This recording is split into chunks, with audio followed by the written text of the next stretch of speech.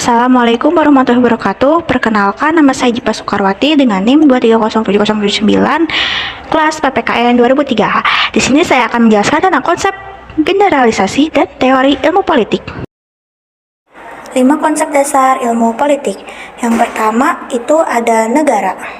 Ilmu politik nantinya akan mempelajari bagaimana negara yang dimaksud itu meliputi suatu tujuan, tugas, fungsi, dan implementasinya melalui lembaga kenegaraan, hubungan negara dengan rakyatnya, dan juga hubungan negara dengan negara lainnya. Yang kedua itu ada kekuasaan. Konsep kekuasaan yang akan dipelajari dalam ilmu politik meliputi dasar dari kekuasaan, sifat hakikatnya, proses kekuasaan, ruang lingkup, dan hasil dari kekuasaan tersebut. Seperti bagaimana dituliskan oleh W.A. Robson dalam The University Teaching of Social Science. Selain itu, dalam ilmu politik nanti kekuasaan secara rinci akan dijelaskan tentang bagaimana kekuasaan itu dijalankan, dipertahankan, diperdebatkan, bahkan diperebutkan untuk mencapai kepentingan pemegang kuasa.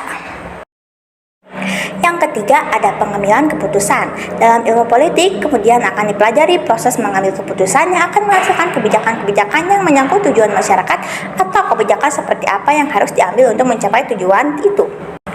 Yang keempat itu ada kebijakan. Dalam ilmu politik, konsep kebijakan merujuk pada tujuan bersama yang ingin dicapai melalui usaha bersama dan rencana mengikat yang dituangkan oleh pihak berwenang, atau dalam hal ini adalah pemerintah.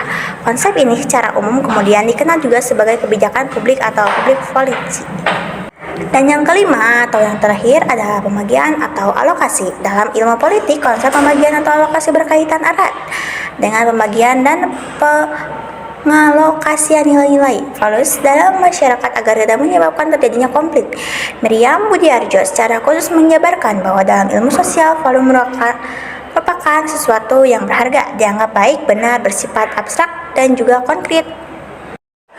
Lanjut ada generalisasi. Menurut KBBI, generalisasi merupakan perihal membentuk gagasan atau simpulan umum dari suatu kejadian, hal dan sebagainya. Selain itu, KBBI juga mendefinisikan generalisasi sebagai perihal membuat suatu gagasan lebih sederhana daripada yang sebenarnya, dan sebagainya.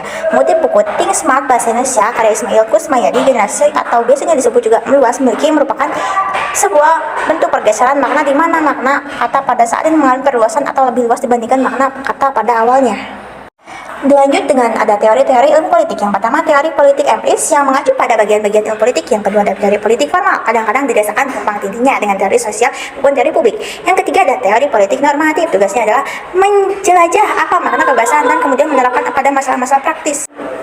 Penerapan konsep generalisasi dan teori ilmu politik dalam kehidupan masyarakat dapat membantu memahami dan menganalisis dinamika politik yang ada, serta mempengaruhi kebijakan publik dan tindakan individu dalam konteks politik. Sekian, terima kasih. Maaf bila banyak kesalahan. Wabillahi taufiq wal hidayah. Wassalamualaikum warahmatullahi wabarakatuh.